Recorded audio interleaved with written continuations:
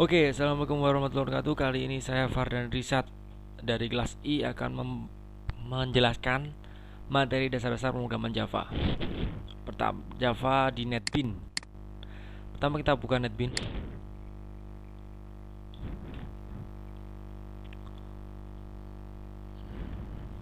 Oke. Nah, di sini kita akan membuat suatu aplikasi. Pertama, kita harus membuat project dulu. Kita klik file, new project bisa, atau di sini ada juga shortcut new project, diklik. Pilih Java application, next. Nah, kita namain ini latihan. Contoh saja latihan. Nah, di sini kita nggak usah mencentang ini. Kalau ini dicentang, kita berarti akan membuat kelas utama secara otomatis. Kita nanti membuatnya secara manual saja. Finish. Creating new project. Nah, ini sudah jadi latihan. Nah, ini aplikasinya di sini. Source package. Kita membuat package baru. Package itu apa? Package adalah kalau istilahnya itu folder yang menyimpan komponen-komponen dari aplikasi yang akan kita buat. Komponen adalah seperti ini, class, form, dan lain-lain. Kita membuat kelasnya dulu. Kita namakan first.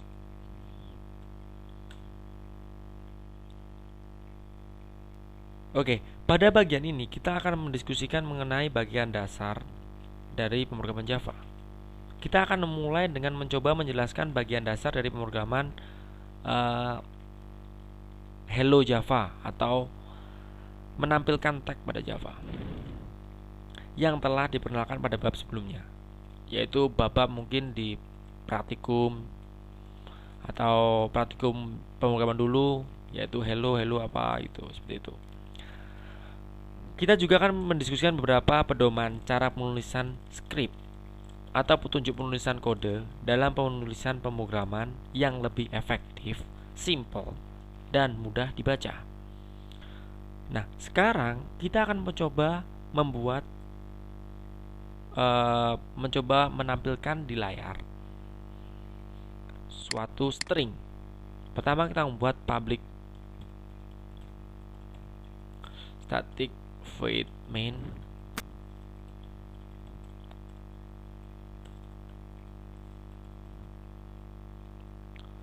Oke, public class. Berarti kelas ini adalah kelas yang atributnya public, bersifat public.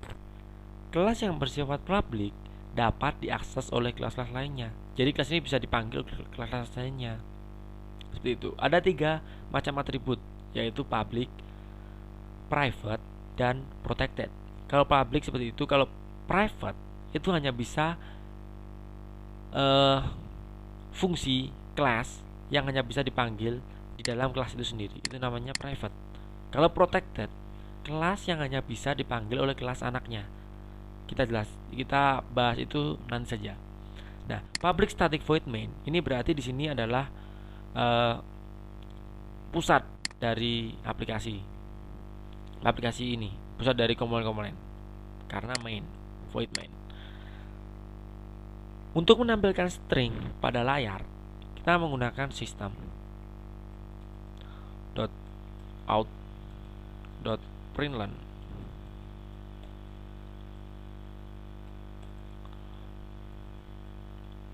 Contoh, saya suka Java. Oke. Di sini kalau kita jalankan klik kanan, run file atau shift F6 akan muncul saya suka Java.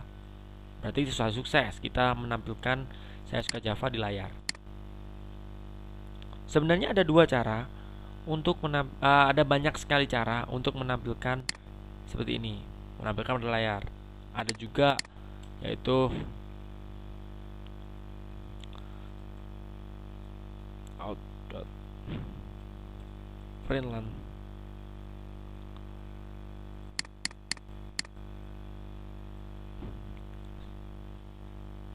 .print NetBeans. Nah, Saya ingin menampilkan netbin dengan print saja tanpa learn. Kita nanti bisa tahu perbedaan print dan print learn. Kanan run file. Nah, di sini perbedaannya. Kalau print learn itu berarti menambah enter setelah kita menampilkan tag ini pada layar. Kalau print saja hanya menampilkan saja tanpa menambahkan enter maupun spasi pada layar. Kalau ini kita ganti learn line, maka ini juga akan berubah. Taran. Nah, seperti ini. Netbin enter pindah baris. Saya suka Java. Seperti itu. Itu adalah perbedaan antara print dan print learn. Sekarang kita belajar komentar pada Java. Nah, komentar adalah catatan yang ditulis pada kode dengan tujuan sebagai bahan dokumentasi. Teks tersebut bukan bagian dari program ini. Bukan bagian. Dan tidak akan mempengaruhi jalannya program. Java pun mendukung 3 jenis komentar, yaitu seperti komentar pada C++, yaitu satu baris seperti ini. Ada juga dari C, bahasa C, dengan cara bintang, garis miring, dan diakhiri juga dengan bintang, garis miring. Garis miring bintang maksud saya. Nah, seperti ini. Lalu Java juga bisa dengan bahasa C. Itu bahasa C itu seperti itu tadi. Ada juga bahasanya sendiri, yaitu Java dokumentasi dengan cara garis miring, bintang-bintang, dan diakhiri juga dengan bintang dan garis miring. Nah, seperti ini. Komentar Java dokumentasi khusus digunakan untuk menggenerate dokumentasi HTML untuk program Java Anda. Anda dapat menciptakan komentar Java doc melalui baris dengan awalan garis miring bintang-bintang dan akhiran bintang garis miring. Seperti pada C dulu, dapat juga menjangkau beberapa baris. Komentar ini juga dapat terdiri dari tag-tag yang menambahkan lebih banyak informasi pada komentar Anda. Paham ya sampai sini? Oke, kita lanjut. Sekarang kita akan belajar tentang pernyataan dan blok. Pernyataan adalah satu atau lebih baris kode yang diakhiri dengan semikolon. Sebagai contoh itu seperti ini. Kita ada di sini. Nah, ini sistem out print learn netbin ini adalah suatu pernyataan bahwa kita akan menampilkan pada layar netbin. Ini pernyataan. Ada juga blok. Blok adalah satu atau lebih pernyataan yang terbentang antara kurung kurawal buka dan kurung kurawal tutup, yaitu sekumpulan pernyataan sebagai satu unit kesatuan. Ini kurung kurawal tutup, buka, ini kurung kurawal tutup. Kita bisa mendeklarasikan berbagai macam pernyataan di sini di antara kurung kurawal ini dan kurung kurawal ini. Seperti itu. Oke, paham ya dari sini tentang pernyataan dan blok. Kita lanjut ke Java Identifier. Java Identifier adalah suatu tanda yang mewakili nama-nama variabel, method, kelas, dan sebagainya. Contoh Java Identifier adalah seperti ya ini, system out, print learn, atau string ini, atau args. Ini identifiernya semua. Nah, di Java itu Java case sensitive, tidak seperti VB yang tidak case sensitive. Kalau Java, penulisan sistem dengan S kapital dengan sistem dengan S kecil sudah berbeda. Kalau kita menggunakan sistem S kecil, contoh saja, di sini kita ganti S kecil ya, akan error. Kita lihat pgec does not exist. Berarti pgec ini tidak eksis, tidak ada. Jadi error. Untuk menetralisi hal tersebut, kita bisa menggunakan cara Ctrl Enter seperti sistem untuk mengetesnya benar apa salah, Ctrl spasi sistem dot. Nah, di sini kan ada tahu print out sistem, terus sudah ada. Kita ikuti saja supaya case sensitif bisa diminimalisir. Oke. Selanjutnya kita akan mempelajari tentang variabel pada Java. Variabel adalah item yang digunakan data untuk menyimpan pernyataan objek. Variabel memiliki tipe data dan nama. Tipe data menandakan tipe nilai yang dapat dibentuk oleh variabel itu sendiri. Nama variabel harus mengikuti aturan identifier tadi. Untuk pendeklarasian variabel adalah seperti ini. Kita buat datanya dulu. Tipe data. Lalu nama variabelnya apa? Lalu harga variabelnya berapa? Contoh 10.000. Nah, seperti ini. Oke. Kita mencoba membuat program seperti itu ya. Oke. Kita klik di package-nya tadi, new Java class. Kita tuliskan var. Oke. Seperti yang tadi, kita harus membuat public static void main string args tadi. Baru kita mendeklarasikan variabel. Pendeklarasian variabel kita dapat menggunakan sistem out println seperti tadi. Contoh, kita buat variabel dulu, integer. Ini tipe datanya integer. Lalu nama variabelnya contoh harga sama dengan nilainya berapa, harganya contoh 10 gitu ya. Lalu kita membuat tipe data lain seperti char, contoh karakter X. Nah, X itu bernilai A, contohnya seperti itu. Lalu kita tampilkan ini dan ini, contoh system .out .print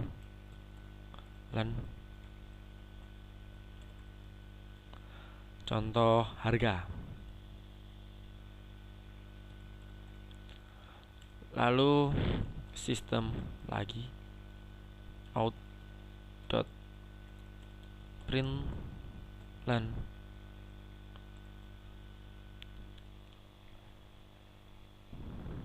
harga bentar.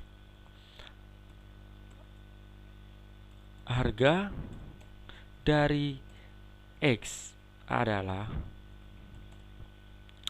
plus X. Maksud dari plus X ini adalah pengalamatan. Jadi di sini plus ini alamatnya X. Nah, X ini isinya apa? X adalah isinya A, karena kita sudah membuat pernyataan dahulu, yaitu karakter X itu bernilai A. Lalu kita tampilkan di layar seperti ini. Ini adalah alamatnya. Alamatnya di X seperti itu. Kalau di VB Visual Basic itu dan kalau di Java plus. Oke, coba kita jalankan. Nah, seperti ini. Nilainya harga 10 dan nilai dari X adalah A. X adalah A. Kalau kita ubah di sini, kita ubah 25 dan nilai X-nya adalah C, maka yang terjadi adalah perubahan juga. Karena di sini input, di sini output. Seperti ini. 25 ikut ini, X adalah C ikut ini. Seperti itu. Itu adalah pendeklarasian variabel. Contoh sedikit pendeklarasian variabel seperti itu. Oke. Sekarang kita belajar operator. Dalam Java ada berapa tipe operator? Kita buat kelas lagi dulu. Operator. Dalam Java ada berapa tipe operator? Ada operator aritmatika, operator relasi, operator logika, dan kondisi. Operator ini mengikuti berbagai macam prioritas yang pasti, sehingga kompilernya akan tahu yang mana operator untuk dijangkau lebih dulu dalam kasus beberapa operator yang dipakai bersama-sama dalam satu pernyataan. Operator aritmatika. Operator aritmatika itu adalah seperti plus, min, terbagi, atau kali, seperti itu. Oke, sekarang kita buat contoh. Kita buat lagi public static void main string args. Di sini kita buat variabel dulu, contoh integer i. I bernilai 10 dan integer b itu bernilai 5. Nah, integer c adalah integer i ditambahkan dengan b. Lalu kita print out kan, kita tampilkan pada layar.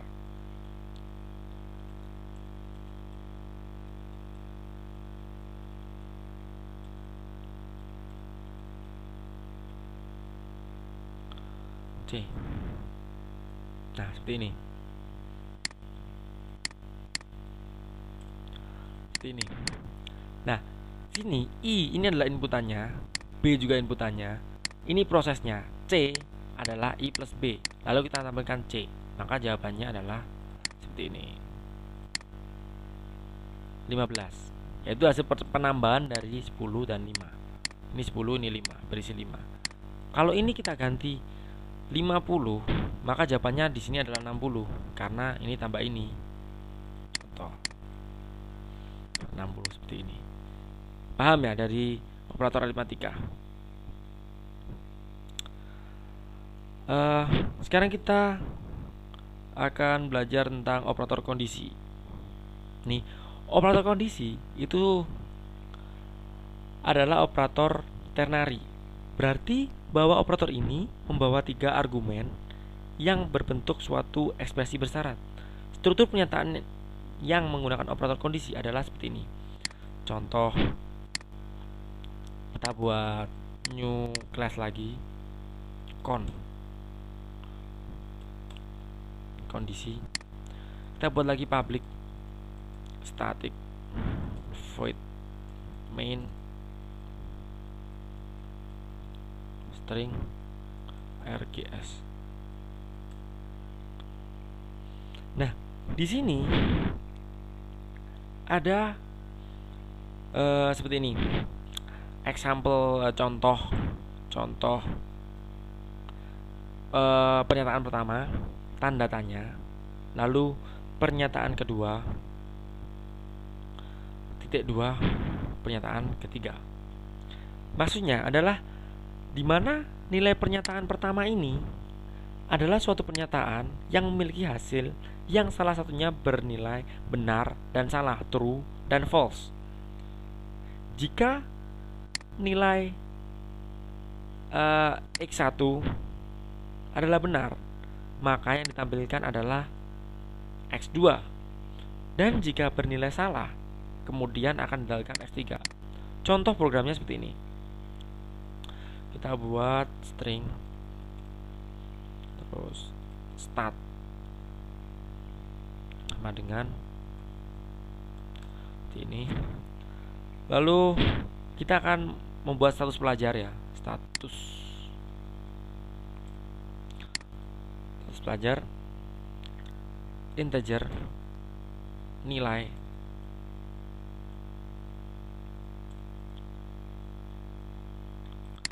adalah 80.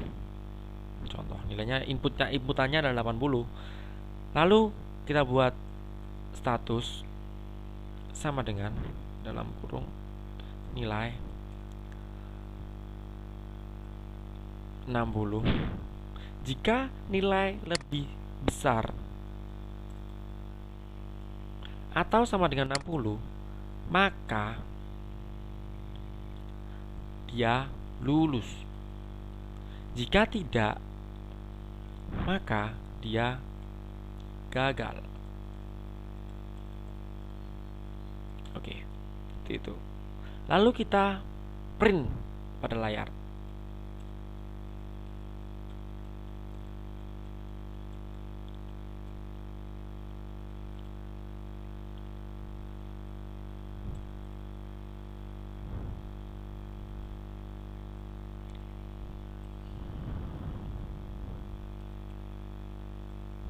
Ini kita printkan, kita jalankan,